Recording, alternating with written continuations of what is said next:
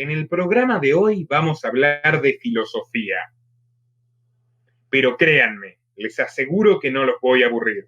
Vamos a explicarles cómo ciertas ideas del pasado construyeron, poco a poco, esta siniestra y espantosa realidad de empobrecimiento y opresión mundial, algo que ya nadie ignora ni se atreve a negar. A estas alturas, nadie ignora que mi misión en la vida es difundir el verdadero liberalismo, la fuerza revolucionaria que acabó con las monarquías absolutas, con la esclavitud y con la Inquisición, y que los déspotas modernos profanaron y hundieron, utilizando para ello a una serie de impostores que usurpan el nombre del liberalismo para salir en televisión y reforzar los estereotipos injustos y negativos contra nuestra filosofía.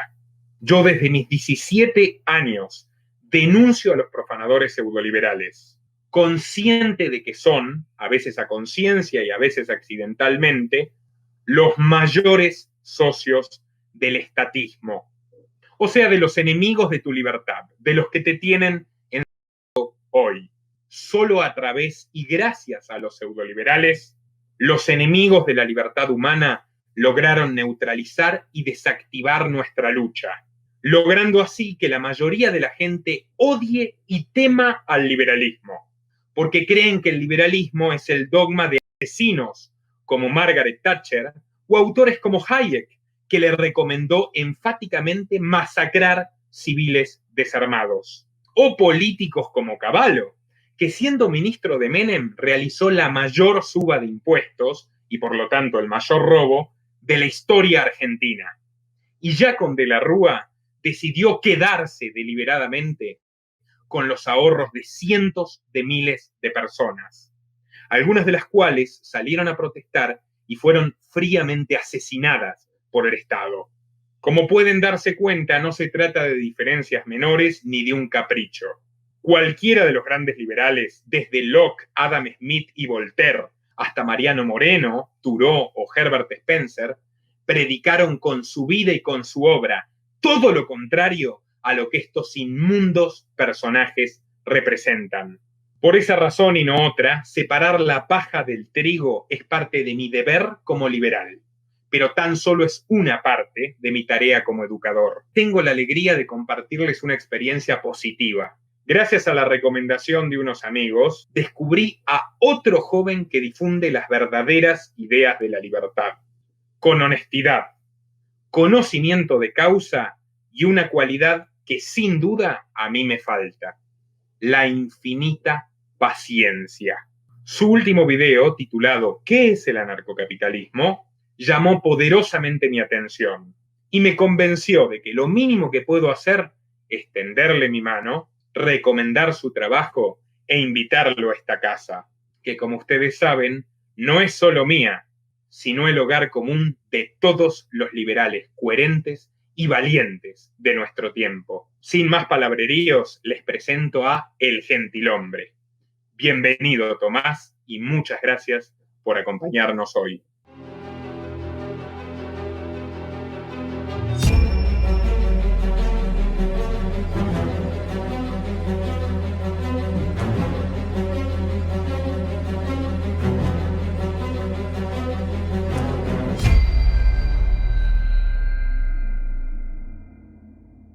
Hola, Tomás. Nicolás, te agradezco mucho esta invitación. Encantado de que me hayan invitado al canal de los liberales. Te agradezco, por supuesto, esas generosas palabras. Espero que la charla que tengamos con Nicolás les parezca muy entretenida, pero sobre todo educativa. Les aseguro que Nicolás es una persona muy leída, que tiene muchísimo conocimiento sobre la historia y la evolución de las ideas, pero también es un gran investigador sobre los problemas políticos, sociales y económicos del presente. Así que realmente puede ser útil tomar papel y hoja porque se aprende mucho de él también. Muchas gracias, Tomás. Pero bueno, ahora, yendo a lo que nos ocupa. En este momento tenemos una suerte de gobierno global encabezado por los, entre comillas, los que embanderan al cientificismo, ¿no? A la exacerbación de la ciencia. Los que creen que el criterio científico debe gobernar a las sociedades, o al menos los que dicen eso para ocultar sus verdaderos intereses. Pero en definitiva, todo este fenómeno que estamos viviendo hoy y que no podemos nombrar por la censura aberrante, otro componente tan característico de esta época, sin duda, bueno, vemos cómo se han disuelto muchas barreras y las mismas leyes opresivas se implantan en distintos países. Esto definitivamente no es nuevo, pero primero me gustaría saber, ¿qué opinas vos de lo que está pasando en este momento en el mundo? Mirá, Nicolás, me parece a mí que estamos en una época de transición. Es decir, es una sensación que varias personas han tenido con respecto a nuestra época. Nuestra etapa, la sociedad moderna, que podríamos decir que está muy influida, muy enquistada en lo que fue la época de las revoluciones, está llegando a su fin. Estamos ya quizás en su última etapa. Y es un momento donde tenemos que volver a replantearnos las ideas de estos últimos 200 años para ver a dónde estamos encaminados. Me parece que en el siglo pasado se hizo mucho esta práctica de pensar en el futuro, de pensar las posibles distopías, de futuros más orwellianos u otros más parecidos a lo que pensaba Huxley. Entonces, me parece que estamos obligados a transitar en una época que nos obliga a reflexionar y estar atentos a la época, a las ideas y a los personajes que van a aparecer. Muy bien. Bueno, mira, yo estoy completamente de acuerdo, por supuesto, con esta visión que me compartís. Por fortuna somos cada vez más. Pero para empezar esta charla me gustaría hablar del utilitarismo. ¿Por qué quiero hablar del utilitarismo? Porque el utilitarismo es una corriente filosófica que nace a mitad del siglo XIX, bueno, un poco antes de la mitad exacta, ¿no? Pero a mediados del siglo XIX, y que tuvo una gran influencia en todas las corrientes de pensamiento posteriores. El conservadurismo, por ejemplo, empezó a abandonar gradualmente el componente más tradicionalista y adoptó la idea utilitaria. El liberalismo comienza a sufrir su absoluta degradación a través de un grupo puntual de pseudoliberales que renuncian a la idea fundacional de la libertad, que son los derechos naturales, y que adoptan esta premisa, y los socialistas directamente, desde el día 1, se abrazaron fervorosamente a ella, y bueno, signó al marxismo, o sea, al pretendido socialismo científico, y a todas las corrientes posteriores, rigiendo los destinos de la socialdemocracia y de los progres que hoy nos gobiernan. Léase Pedro Sánchez, Alberto Fernández, largo etcétera, la familia Clinton. Se entiende el punto. El caso es, ¿qué es lo que postula el utilitarismo, Tomás? Mira, Nicolás, de alguna manera, el utilitarismo, para que todos entiendan bien, está relacionado con la ética y sobre todo con los elementos más esenciales de la ética. Como vos bien apuntabas, antes del nacimiento del utilitarismo, principalmente por Jeremy Bentham y John Stuart Mill, que son dos personajes muy relacionados con el liberalismo y que han dado muchos debates en cuanto a qué han logrado en el liberalismo, ¿no? Algunos dicen, la han embarrado, han metido la pata, y otros dicen, bueno, dieron ciertos análisis interesantes, es un tema a ver. Y de alguna manera, la libertad y, digamos, lo más esencial de la dignidad humana se miraba como un valor absoluto, universal, un valor que podemos decir más deontológico, ¿no? El problema, de alguna manera, que tiene Mill y que tiene este liberalismo que comienza a utilizar argumentos utilitaristas es que de alguna manera hay una cierta tensión en sus argumentos. Por un lado, Mill defendía su máxima, ¿no? Que las personas tenían que actuar, e incluso los gobiernos tenían que actuar, en base a la utilidad general. Ese era el objetivo, la utilidad general. Muchas veces esto se traducía a... Claro, incluso cosas más abstractas, ¿no? Como la felicidad, ¿no? Hay que actuar para generar la mayor felicidad. Esto me recuerda al emblemático ministerio de Maduro, para la suprema felicidad del pueblo. Esos comerciantes que ustedes conocen son tan víctimas del capital, de los capitalistas que especulan y roban como nosotros. que especulan y roban como nosotros. Correcto. Y ahora este es un debate que, digamos, sale instantáneamente y que, por supuesto, me gustaría hablar con vos. Si nosotros creemos que las personas y los gobiernos tienen que encargarse de dar la mayor felicidad y la mayor utilidad, ¿qué pasa con Mill cuando intenta reconocer que las personas tenemos una dignidad y tenemos derechos y son inviolables y y son universales, disculpa? ¿Qué pasa si, por ejemplo, la mayor felicidad de una mayoría termina, digamos, sacándole la libertad o atropellando la dignidad de alguna minoría? Esta es una tensión que Mill no logró resolver y que está, de alguna manera, en la gran mayoría de críticos de su época e incluso hoy. El utilitarismo, por decir así, se puede decir, es ciertamente peligroso, sobre todo con un tipo como Mill, que, digamos, para ser sinceros, si bien algunos lo han criticado, menos, más, todos están de acuerdo en que era un señor muy ambiguo y muy confuso. Incluso Isaiah Berliner dijo de él que razonar no era de sus características o de sus virtudes. Así que... Yo podría decir lo mismo sobre la concepción totalmente utilitarista de Isaiah Berlin sobre la libertad de los pueblos. Claro. Pero de todas sí. formas, permitime hablar un poquito de Mill. Admito esto. El primer autor, comillas, liberal, que yo leí a los 14 años, John Stuart Mill. Su famoso libro Sobre la libertad. ¿Qué pasa en Sobre la libertad?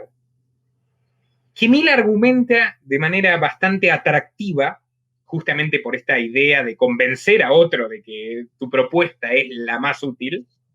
O sea, hay un elemento de persuasión bastante, o sea, yo creo que es una ambigüedad bastante intencionada, la del utilitarismo. Bueno, es bastante atractivo para el que no tiene la más remota idea del liberalismo o de los valores liberales. Pero tardé muy poco en darme cuenta de qué se trataba el pensamiento de John Stuart Mill, que podríamos situar como, por lo menos desde la filosofía. Luego, en las acciones, hay mucha gente de la que podríamos hablar, anterior a Mill, por ejemplo, Thomas Jefferson y otros tantos, pero por lo menos desde la filosofía, para mí, Mill es un antes y un después, y es el comienzo de la debacle intelectual del liberalismo. ¿Por qué digo esto? Porque Mill deliberadamente niega la existencia de los derechos naturales, va un paso más adelante que su mentor Jeremy Bentham, quien era además su padrino, por cierto, y de su padre James. John Stuart Mill va un paso más adelante, niega por completo la mera posibilidad de que existan derechos naturales y determina, en algo que luego Berlin de hecho va a recoger, esto de que la libertad es útil. O sea, es útil y por lo tanto es relativa a su utilidad. O sea, los pueblos antiguos, para ellos, merecían precisamente la existencia de gobernantes despóticos que les digan qué tenían que hacer, y la gente del siglo XIX, o sea, ellos convenientemente se sentían ya suficientemente capacitados para vivir en libertad. Ahora, ¿qué sucede? Esta concepción tan arbitraria resultó de mucha utilidad para los imperios de su tiempo, empezando, por supuesto, por el Imperio Británico, el genocida Imperio Británico al que Mill pertenecía. Entonces, hay un texto paradigmático para mí de Mill, que fue lo que definitivamente me abrió los ojos sobre su corrupción, que es The Question. Es un ensayo donde él postula que, basándose en la idea de Bentham, de que los pueblos primitivos no merecen la libertad, para Mill, esclavizar a los negros, someterlos, imponerles una tiranía en plena etapa donde Inglaterra y Francia y Alemania y otros países colonizaban violentamente África, era prácticamente hacerles un favor. El caso es que Mill justifica el racismo y el imperialismo, que son dos cosas que los liberales durante toda su existencia previa habían combatido, incluso habían triunfado sobre ello, contra el Imperio Español, contra el Imperio Británico. Vos te pones a analizar quiénes eran los contemporáneos de este señor Mill, tan astuto. Los liberales ingleses contemporáneos a Mill son, por ejemplo, la llamada Escuela de Manchester, que representaban dos cuáqueros. Los cuáqueros son, desde mi punto de vista, coincido con Voltaire, la versión más liberal y más pacifista y más agradable, si se quiere, del cristianismo, que son Richard Cobden y John Bright. Ellos eran contemporáneos a Mill. Y los fundadores de la Escuela de Manchester se caracterizaron no solo por saber que ante todo, o sea, por sobre todas las cosas, los derechos individuales y la dignidad del ser humano. Las dos cosas, por sobre todo. Sino por saber que esos principios tenían que traducirse en acciones. Tanto Cobden como Bright lucharon sin descanso contra las leyes que privilegiaban a los terratenientes ingleses, o sea, la vieja aristocracia, contra el libre comercio y que, por supuesto, digamos, les permitían gozar de privilegios frente a los productos agrícolas de países de todo el mundo, donde eventualmente sus productores eran más competentes que los ingleses.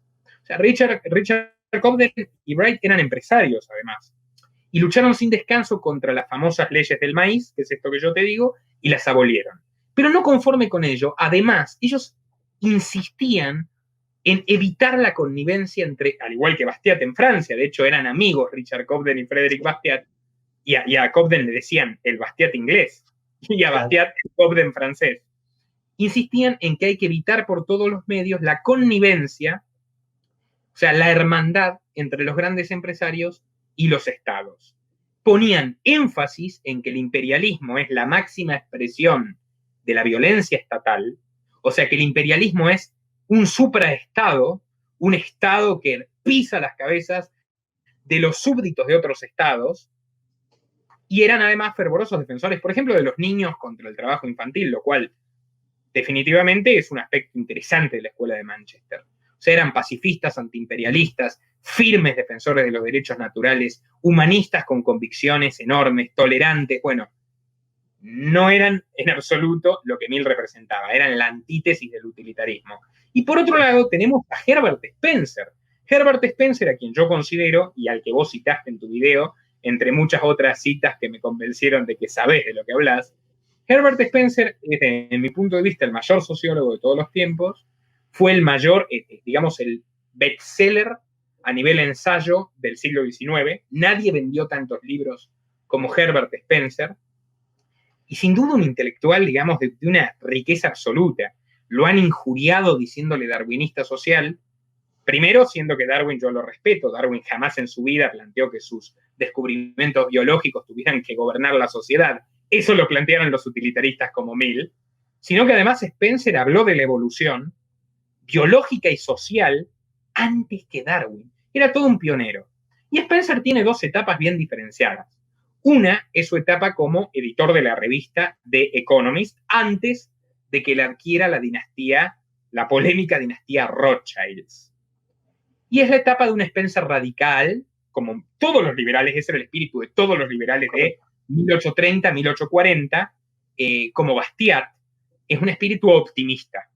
O sea, Spencer dice, bueno, la humanidad está avanzando y sin duda tenían elementos para afirmarlo en materia de libertad y en materia de prosperidad. En ese momento, las dos cosas iban de la mano. Y esto va a ir a mejor.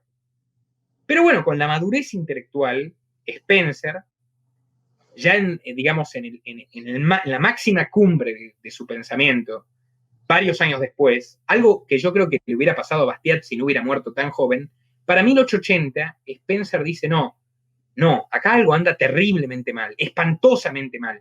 Y precisamente por culpa de ¿quién? De Bentham, de Mill, de Augusto Comte, de los positivistas, de los utilitaristas. Spencer es el gran rival, el gran enemigo del utilitarismo. Spencer dice, no, esperen un momento.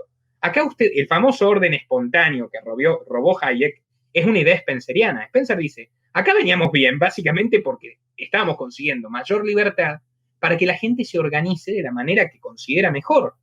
Y como todo liberal, nuestra propuesta es básicamente que la cooperación siempre es mejor que la imposición. Ahora, desde que empiezan a renunciar y a pisotear los derechos naturales para acomodarse con los imperios liberticidas y justificar el saqueo, o sea, el robo, o sea, una forma mucho más fácil de acumular fortuna para Inglaterra y demás países de su época, esto empieza a ser totalmente distinto. Es más, en el primer capítulo de su obra magna, El hombre contra el Estado, el primer capítulo se llama Los nuevos conservadores, no me canso de decirlo, Spencer advierte sobre el peligro de los pseudoliberales. E incluso se indica al partido Whig, al partido, entre comillas, liberal inglés, como una enorme estafa que para lo único que sirvió es para convencer a los rebeldes de Inglaterra de apoyar a unos señores que en el nombre de la libertad terminaron mejorando su nivel de vida, terminaron convirtiéndose en lo mismo que eran los conservadores, en plutócratas, en oligarcas, en autoritarios, y que gracias al partido pseudo-liberal, a través de esa trampa, a través de esa ficción, no solo los liberales dejaron de luchar contra el estatismo, sino que empezaron justamente con las ideas de Mill y de Bentham a repartir leyes por doquier, a aumentar las prohibiciones, a aumentar las regulaciones, a aumentar la deuda, a aumentar el gasto público, justificar las acciones militares, imperiales, agresivas. O sea, todo lo que el liberalismo había combatido, incluso con éxito en el pasado, se fue al tacho con los partidos pseudoliberales utilitaristas, que lamentablemente hoy en día vemos también gente que va reclamando un voto en el nombre de la libertad, pero que en la práctica va a pisotear la libertad. Entonces, si vos me dices a Mill, comparado con los dos liberales más importantes de su época, Herbert Spencer y Richard Cobden, en su propio país, te vas a dar cuenta de que Mill era un farsante. Hay una idea de Mill que me parece muy peligrosa y que tiene mucha vigencia en la actualidad, ahora que nos restringen, nos censuran los videos en el nombre de la salud pública, y es el concepto de tiranía de las opiniones. ¿Qué nos podés contar al respecto vos, Tomás? Correcto. Brevemente me gustaría comentar algunas cosas que dijiste que me parecen muy interesantes, porque recordémosle a la gente cuál es verdaderamente el problema de Mill. Recordemos que el problema está en defender la dignidad y la libertad humana desde el bien mayor o la utilidad general. Y el problema es que muchas veces eso lo termina definiendo en términos de placer y felicidad. Y, por ejemplo, una posición anterior, los liberales de antes, quizás le hubieran dicho a Mill, ¿cómo vas a justificar los derechos objetivos y universales, ¿no? En algo tan subjetivo y contingente como es el placer y la felicidad. ¿Y qué tal si la sociedad más feliz y más útil termina siendo una distopía? Y ese es los argumentos que empiezan a esgrimir algunos con cierto, por decir así, tintes liberales, pero que eran profundamente antiliberales por estas ideas utilitaristas. Y yo justamente comentando el tema del racismo, hace poquito hice un video justamente de que a mediados del siglo XIX, los defensores del esclavismo en Estados Unidos justamente decían eso, justamente decían, mirá, el esclavo puede llegar a vivir mejor con nosotros que estando libre, ¿no? Entonces, nota cómo esta idea de, en el nombre de la utilidad o en el nombre de tu bienestar, yo te esclavizo y punto. Estoy cumpliendo con mi deber de tratar a la mayoría, digamos, de la mejor manera, de aumentar su felicidad o su utilidad general. En cuanto a lo que vos me decías un poco de la tiranía de opinión, hay dos cositas más que son importantes que le han criticado a Mill. Número uno, cierto divorcio que él hizo entre la libertad económica y la libertad política. Antes, Nicolás seguramente les puede apuntar muy bien, la libertad se veía como una sola, era el laissez-faire, no era una cuestión de, ok, existe la libertad económica y existe la libertad política como dos cosas separadas y que no están relacionadas. Los liberales, desde el principio del siglo XIX, sabían muy bien que la propiedad y, digamos, lo que llamamos derechos, por decir así, de propiedad y lo que llamamos nuestra libertad económica está íntimamente relacionada con nuestra libertad política, con nuestra libertad personal. Y la otra cosa que le critican a Mill es que en su libro On Liberty, el que nombraba a Nicolás, en algún momento él dice lo siguiente. Dice que no solo se necesita protección contra lo que sería la coacción estatal, sino también con la tiranía de opinión y los sentimientos prevalecientes. De alguna manera, él lo que hace es criticar las costumbres, las tradiciones, porque le parecía que también cuando existía un cierto consenso de carácter moral o un cierto tabú, era algo que había que, por decir así, desarmar, ¿no? Algo que puede sonar muy posmoderno hoy, ¿no? Algo que habría que deconstruir casi. Y eso le dio pie, y ahora vamos a hablar un poquito más, de cómo de alguna manera el Partido Demócrata de los Estados Unidos tomó estas ideas como esponja. Siglo XIX. Claro, sí. y que con el paso del tiempo, incluso en una sociedad libre, la influencia de Mill, estas cosas criticables, podrían dar problemas, ¿no? Esta crítica de todo lo que es lo normal, lo tradicional, todo lo que es lo comúnmente aceptado en la sociedad, que él principalmente lo relaciona con opiniones de carácter religioso, costumbres, tradiciones, darían el pie a una sociedad donde, por ejemplo, hay una militancia contra la heteronorma, ¿no? O una militancia contra, por más que no sea coacción, simplemente el hecho de que todos opinen algo que sea característico como tradicional, eso ya legitima una lucha continua, una idea de, por decir así, destruir todas las ideas o conceptos generales que tiene nuestra sociedad sobre la familia, sobre las tradiciones, las costumbres. ¿Te puedo decir algo? Un paréntesis, porque no, me parece por favor. interesantísimo lo que estás contando. John Stuart Mill es el padre del feminismo. Pero no lo digo yo, es el padre varón del feminismo, por consenso universal de la academia y del propio movimiento feminista. ¿Y con qué motivo John Stuart Mill es el padre del feminismo? Precisamente, bueno, en realidad hay quien se lo aduce unas cuestiones personales, que es que se casó con su hijastra, y cosas así, pero bueno, a mí no me interesa eso. El punto es, Mill parte de la base de, como muchos otros pensadores liberticidas de su tiempo, Comte y Marx a la cabeza, parte de la base de que el Estado tiene que propiciar al hombre nuevo.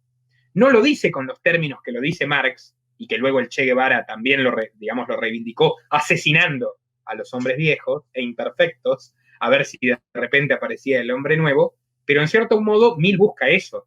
Mill, cuando quiere desterrar aquellas ideas que a él le parecen incómodas, claro, es porque está buscando el perfeccionamiento científico del ser humano. Y esto no es una idea descabellada, porque después lo han dicho de manera explícita otros discípulos de Benjamin Mill, como el siniestro Julian Huxley. Permíteme igual un segundo que hago un paréntesis más sobre el feminismo. Adelante. Yo soy un experto en el tema, tengo en este momento en el cajón el Feminismo Sociedad Anónima, le faltan algunas revisiones y anexar muchas cosas, pero toda esta coyuntura, digamos, postergó un poco la salida del libro. Pero una de las cosas que yo cuento es precisamente que existe una falsa idea de que la mujer era discriminada de forma legal durante la mayor parte de la historia. Yo esto en gran medida lo supe gracias a una historiadora autodidacta y extraordinaria, que me parece que es realmente la mayor experta en el tema, por lo menos en habla castellana, que se llama María del Prado Esteban. Y yo llegué a la conclusión de que antes del siglo XIX, precisamente durante e incluso antes de las revoluciones tradicionalmente llamadas revoluciones liberales, no existía ningún tipo de discriminación legal a la mujer, ni en España, ni en Inglaterra, ni en la mayor parte del mundo. O sea, la figura legal de la mujer sometida por el Estado a su esposo, sin derecho a la propiedad o sin derecho pleno a la propiedad, surge precisamente con los ingenieros sociales del siglo XIX. O sea que Mill pertenecía a los responsables de la discriminación legal de la mujer, que Mill proponía combatir a través de los privilegios legales. O sea, lo que él llama igualdad ante la ley es básicamente deshacer lo que su casta generó.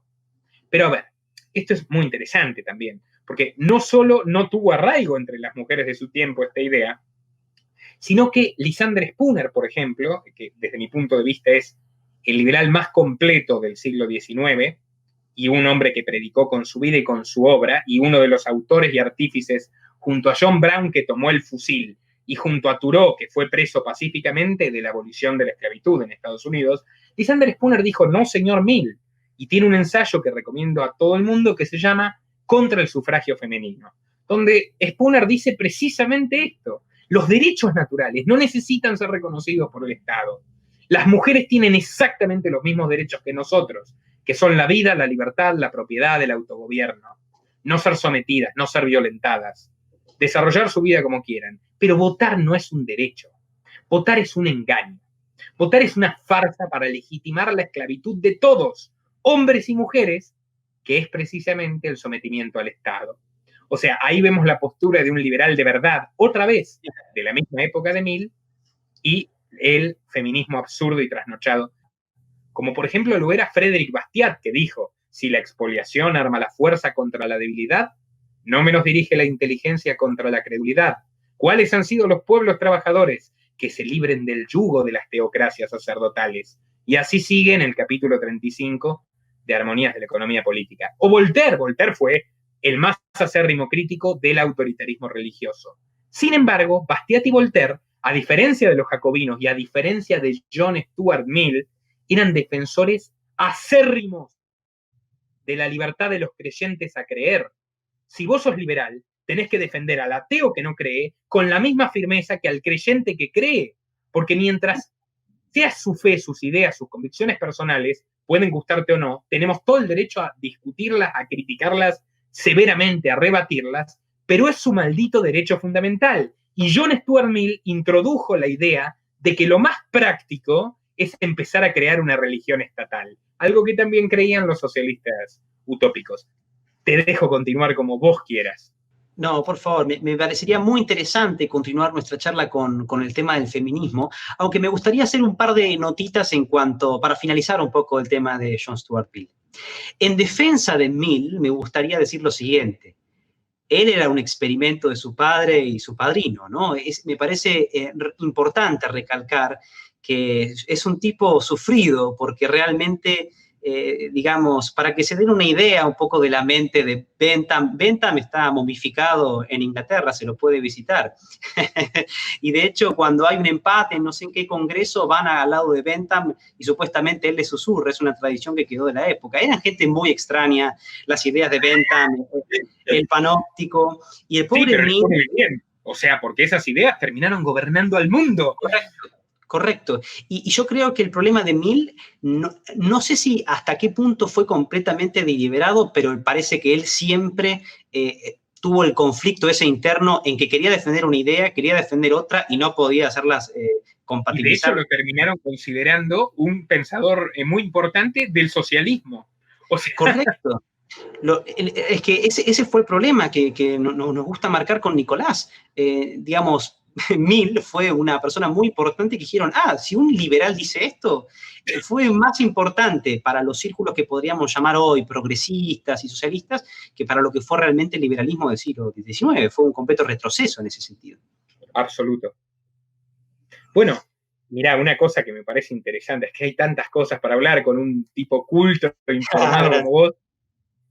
Me cuesta no dispersarme, te lo digo sinceramente. Pero bueno, un parentesco interesante que ya vamos a seguir en la segunda parte es que Jeremy Bentham, que era millonario, era el socio comercial, pero literal, del padre del socialismo moderno, Robert Owen. ¿Sabes por qué me acordé de Robert Owen? Porque Robert Owen es el izquierdista apoteótico. Por lo menos la izquierda moderna está asignada por la demencia antológica de Robert Owen.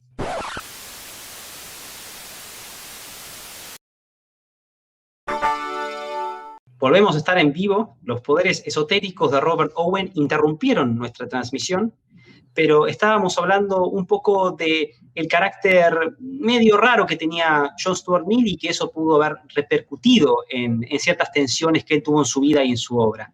Y ahora queríamos continuar un poco con el tema del feminismo que nos introdujo recién Nicolás, y que se relaciona mucho también con el tema del utilitarismo, estábamos viendo, con el tema de John Stuart Mill, y sobre todo con ciertas prácticas comunes del siglo XIX, hacia finales del siglo XIX, que estaban relacionados con la población, ¿no? Me gustaría que hablemos un poquito más de eso, Nico. Pero con mucho gusto, Tomás. Mira, algo muy importante para entender al feminismo es que, como lo acabo de explicar recién en la confrontación entre Spooner, el mayor jurista del liberalismo, y Stuart Mill, ya sabemos quién es Mill, es que el feminismo nunca fue un movimiento libertario o naturalista. O sea, nunca fue un movimiento que se funde en derechos y principios inherentes a la humanidad. Justamente el feminismo parte de centrarse en solo una parte de la humanidad. Por ende, el feminismo es por definición identitario. No estoy diciendo que cualquier tipo de feminismo sea tan malo como el racismo, pero comparten el tronco común de que el sujeto de la teoría es solamente una parte de la humanidad. Y la otra parte de la humanidad puede ser valorada de manera neutra o de la idea de que el resto de la humanidad les resulta hostil.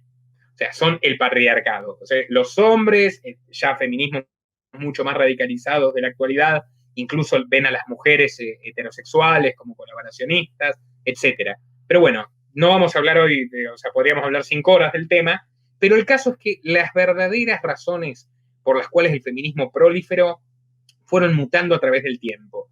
Como todo, justamente porque el feminismo es utilitarista, o sea, el padre del feminismo es el padre del utilitarismo moderno. Entonces, el feminismo fue útil en el siglo XX, por ejemplo, para convertir a las mujeres de manera masiva en trabajadoras y consumidoras. Y por lo tanto contribuyentes, o sea, que trabajen, que compren y que paguen impuestos.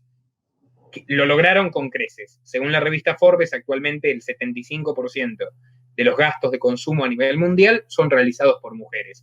O sea, el 75% de las compras de bienes son realizados por mujeres. Tomemos nota. Sí. Y luego en el siglo XXI ya se puede ver cómo hay una intención de enfrentar deliberadamente a la población a través de esta división totalmente absurda y antinatural y solo producto de una cabeza perturbada entre varones y mujeres, homosexuales y heterosexuales, bueno, toda esta cosa absurda. Antes lo hacían los conservadores puritanos, ahora lo hacen los progresistas utilitaristas.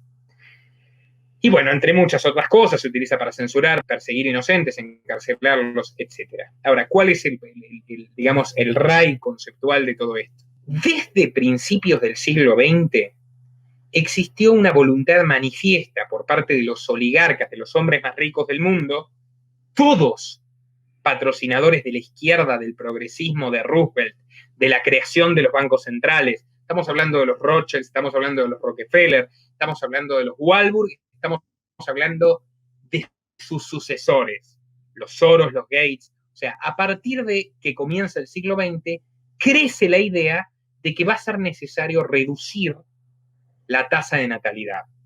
Yo te explico básicamente por qué. Y ahora en este momento esta idea es definitivamente uno de los objetivos primordiales de la élite mundial y de todos los gobiernos que nombramos al principio, con énfasis en Fernández, con énfasis en Sánchez, pero en general todos los gobiernos de la actualidad, López Obrador también, y los de todos los signos. Hace 30 años atrás teníamos que mantener a una persona hasta los 70 años y ahora lo tenemos que mantener hasta los 85 y trabaja menos gente. Y a su vez, mantener una persona con vida cuesta mucha plata por toda la aparatología, la medicación. Yo lo que quiero es una política más racional. ¿Qué sería eso? Que no haya el enojo, no se llegue al enojo para que no se produzca la creación de los puestos. Eso que dije antes, buscar una política más racional y menos emocional. ¿Por qué surge esta inquietud por controlar la cantidad de personas que nacen en el mundo?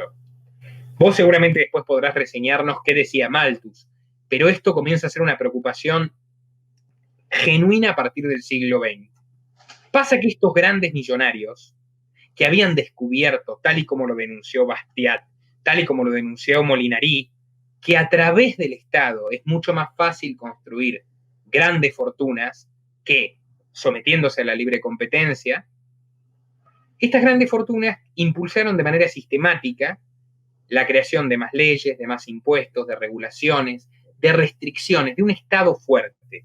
O sea, por ejemplo, en Prusia, la familia Engels no solo apadrinó y financió al comunismo, posteriormente los banqueros judíos alemanes directamente financiaron la revolución bolchevique. Esto está en el segundo tomo de Los enemigos del comercio de Antonio Escotado, que es la obra más sesuda sobre la historia del pensamiento antiliberal, si se quiere, sino que la familia Engels, entre otros, fueron los que patrocinaron frente a Otto von Bismarck, el canciller, el Segundo Reich, la idea del estado de bienestar. ¿Por qué? Esto ya lo sabía Robert Owen. Porque el estado de bienestar, o sea que el Estado provea, entre comillas, la salud pública y, entre comillas, la educación pública, significaba que los industriales ya no tendrían que pagarle salarios a sus obreros que resulten suficientes para mantenerse sanos y para capacitar a sus hijos, sino que ese costo recaería en el Estado. ¿Cómo se financia el Estado? A través de impuestos. ¿Quiénes pagan el grueso de los impuestos? Desde el siglo XIX y hasta ahora, esos mismos trabajadores, que no tienen los mecanismos para deducir, evadir e incluso determinar qué leyes impositivas van a recaer sobre ellos. O sea, la gente empezó a ganar menos dinero y además a tener que financiar lo que antes tenía que pagar el industrial a través del salario. Y esto para el Estado es win-win, porque en plena campaña de ingeniería social y de crecimiento del autoritarismo y del liberticidio estatal y del sometimiento de los gobiernos sobre la vida de los ciudadanos, poder llegar a educar, entre comillas, o sea, a adoctrinar de manera forzosa y compulsiva a las personas, era una atribución de enorme poder, porque es en esa época donde los opresores empiezan a disimular que son opresores e introducen el concepto del Estado Nacional. O sea, que el Estado representa a las personas que en realidad oprime y somete a través de la violencia criminal. Y a través de la salud pública, entre comillas, mirá dónde estamos. Mirá dónde estamos. Desde que los políticos asumen la supuesta defensa de la salud de las personas, no han hecho otra cosa, tanto con la psiquiatría como con la corporación médica corrupta, que por supuesto no es la medicina, sino concretamente los médicos servidores del Estado, no ha hecho otra cosa que limitar y restringir mucho peor todas nuestras libertades e incluso entrometerse con nuestro cuerpo, con nuestra sangre, con nuestro sexo y con nuestra mente. ¿Entendés? O sea, nos convertimos en personas mucho más dominadas. Esto no lo dije yo, lo dijo Foucault en su extraordinaria concepción del biopoder, la biopolítica, la historia de la sexualidad y tantas otras cosas. O sea, es una forma de opresión mucho más hostil y violenta que las que se habían conocido en el pasado. Así que, por eso los grandes empresarios ya en el siglo XIX se compenetran con el Estado y abogan contra la libertad de comercio que los perjudica, porque si el comercio es libre y no tiene privilegios, se les dificulta mucho acumular. O sea, beneficia siempre a los emprendedores, a los nuevos actores y a la gente, a los consumidores, a los ahorristas, no a los grandes capitales. Los grandes capitales, frente a la libertad económica, están permanentemente expuestos. Es una lucha constante por sostenerse así y a la larga no lo pueden hacer. En cambio, con la violencia estatal, logran perpetuarse, incluso garantizarse que si hacen las cosas mal, que si producen basura, van a tener monopolios, gracias a las patentes, los subsidios y los rescates de los bancos centrales, que tal y como explicamos con Manu Cantero, crearon los Rockefeller, los Warburg, o sea, los grandes millonarios que defienden los payasos pseudoliberales de la televisión porque para ellos trabajan. O sea, esto es lo que yo quería señalar. El control de natalidad es una preocupación que surge cuando han destruido al mercado, como han evitado que la sociedad pueda encontrar espontáneamente la manera de desarrollarse, cosa que siempre hizo con éxito, ya lo decía Spencer, o sea, siempre la gente logró tener fuente de sustento, o sea, más o menos fue acorde, y cuando no, bueno, fue por terribles hambrunas, guerras y fenómenos generalmente ligados a la violencia estatal.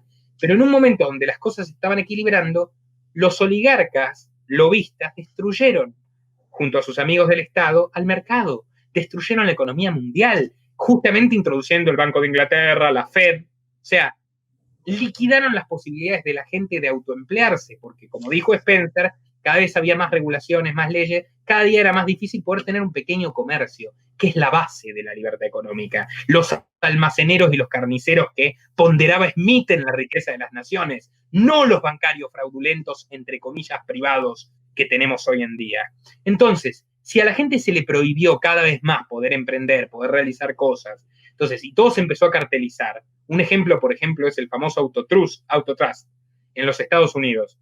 Ford, Chrysler y General Motors crean deliberadamente frente al gobierno federal, los impulsan a crear de forma deliberada la Comisión de Regulación de los Automóviles, liquidan 900 fábricas de autos que existían en los Estados Unidos, 900 industrias, y absorben algunas, otras quiebran y desaparecen, y obviamente a partir de eso va a crecer el desempleo. Y lo peor de todo es que va a crecer el desempleo de manera artificial, injusta e completamente innecesaria, no gracias a la tecnología, que también es un factor, sino gracias a la violencia salvaje del Estado y de sus socios. Y ese proceso es constante y lo vivimos hoy. O sea, ahora que tenemos toda esta era del capitalismo verde, sobre el cual también desarrollaremos un programa, y las regulaciones ecológicas, se le está dando prioridad a la causa del medio ambiente por encima de la vida de las personas. O sea, con las regulaciones lo único que se hace es destruir empleo, y al destruir empleo para enriquecerse cada vez más los oligarcas, surge la siguiente duda. ¿Cuánto tiempo va a pasar hasta que la gente se rebele y nos liquide? Entonces, la conclusión fue, hay que reducir a la población. Pero esto no es una teoría conspirativa. A ver, Giovanni Papini, un escritor satírico italiano contemporáneo a Aldous Huxley, el bueno, escribió en 1930, precisamente advirtiendo este fenómeno que se abalanzaba sobre la humanidad, Los diarios del Gog. Los diarios del Gog es una novela que yo le recomiendo a todo el mundo, me parece al mismo tiempo divertida y escalofriantemente actual. El Gog es un demonio hebreo que reencarna en una de las personas que Giovanni Papini consideraba que eran los nuevos dueños del mundo. Un multimillonario estadounidense de estos que yo estaba describiendo. Entonces, el Gog es este multimillonario estadounidense, entre comillas, filántropo. ¿Te suena de algo? Correcto. Bueno, y este caballero lleva el diario de sus actividades, que incluyen, por ejemplo, reuniones con Henry Ford, con Sigmund Freud, con Albert Einstein, con distintos protagonistas de su tiempo, ¿verdad? Bueno, uno de los capítulos de este libro de 1930 que me pareció maravilloso es la FOM, F-O-M, Friends of Mankind. Un día este millonario excéntrico y bastante controversial, por así decirlo, recibe un telegrama invitándolo a formar parte de una nueva sociedad secreta de multimillonarios, entre comillas, amigos del bienestar humano. ¿Cuál era el propósito de esta sociedad secreta? Eliminar el sufrimiento del mundo, Tomás. Eran unos buenos herederos de Mill. ¿Y cómo se proponían eliminar el sufrimiento del mundo? Bueno, ellos decían, en esta carta de invitación, decían, bueno, nosotros sabemos que el pastel es el mismo, pero cada vez hay más bocas que alimentar. Por lo tanto, nos dedicamos a, de manera no dolorosa y secreta, a los pobres, a los niños, a los niños pobres, a los discapacitados, a los ancianos y a todas las personas que no sirven para incrementar el pastel, pero que sin embargo tenemos que alimentar. O sea, Papini, con ese humor negro tan característico de los italianos, advirtió hace 90 años que las grandes empresas, las grandes fortunas antiliberales del mundo apuntaban a exterminar a las personas que según su criterio utilitario no sirven para mantener su sistema criminal. Y cierro con esto. Esto explica por qué la primera cátedra de género en la Universidad de Berkeley, en California, no fue fruto del, entre comillas, marxismo cultural, como dicen, sino que fue financiada por la Fundación Ford.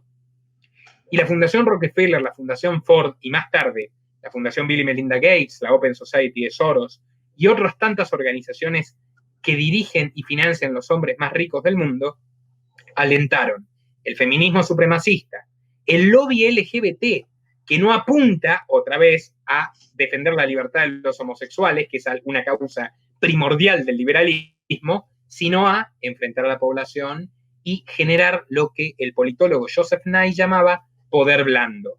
O sea, o el propio Antoine de Stud-de-Tracy, un liberal, llamaba ideología general, y Marx llamaba la superestructura, y Gramsci llamaba la hegemonía.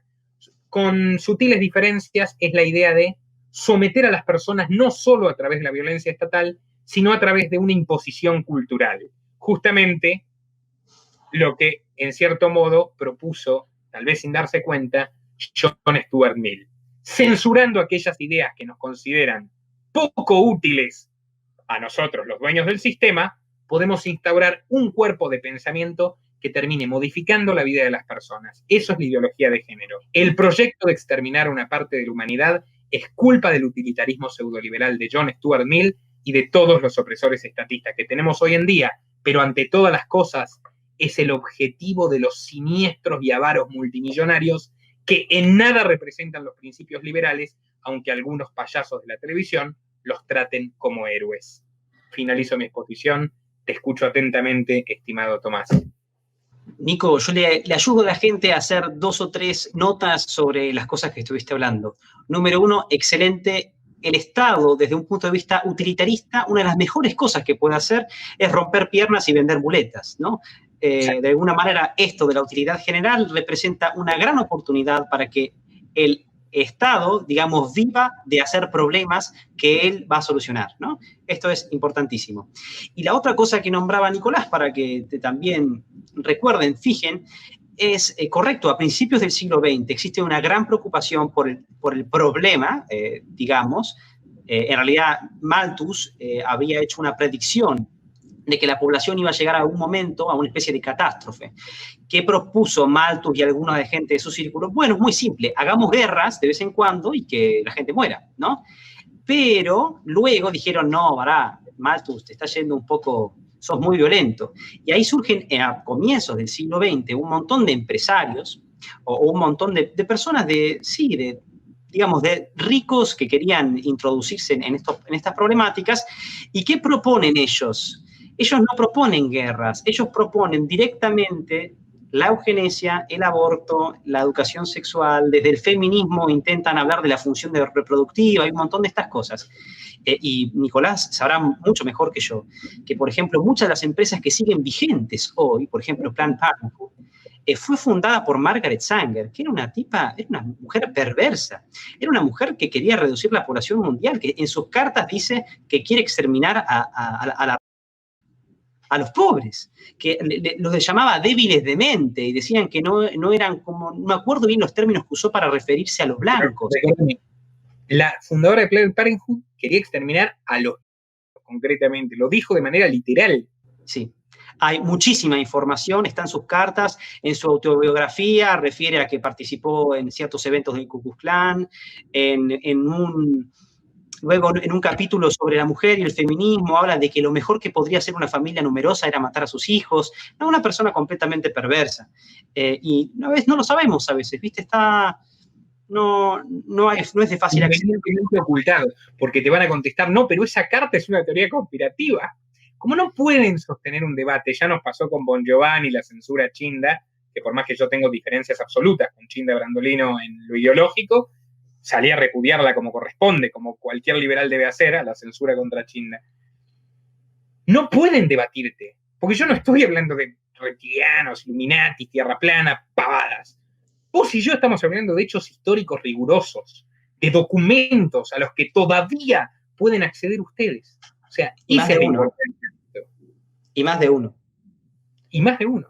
Vos sabés que el papá de Bill Gates, no es un chiste, William Gates, el que aparece en una foto con Anthony Fauci y con Soros y otros personajes de esa estirpe, David Rockefeller, etc., el padre de Bill Gates, que ya era millonario, William Gates Sr., fue director mundial de la Planned Parenthood.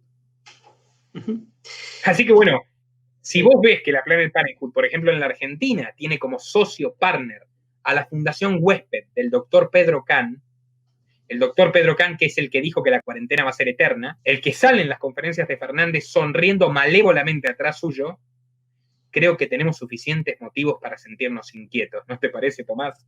Correcto, Nicolás. Y uno de los temas que vamos a tener que entrar ahora y que van a iluminar mucho este tema es el positivismo. Algo que hemos enfatizado, vos lo enfatizaste muchas veces en tus charlas, en tus conferencias y diálogos, y yo también en varios videos.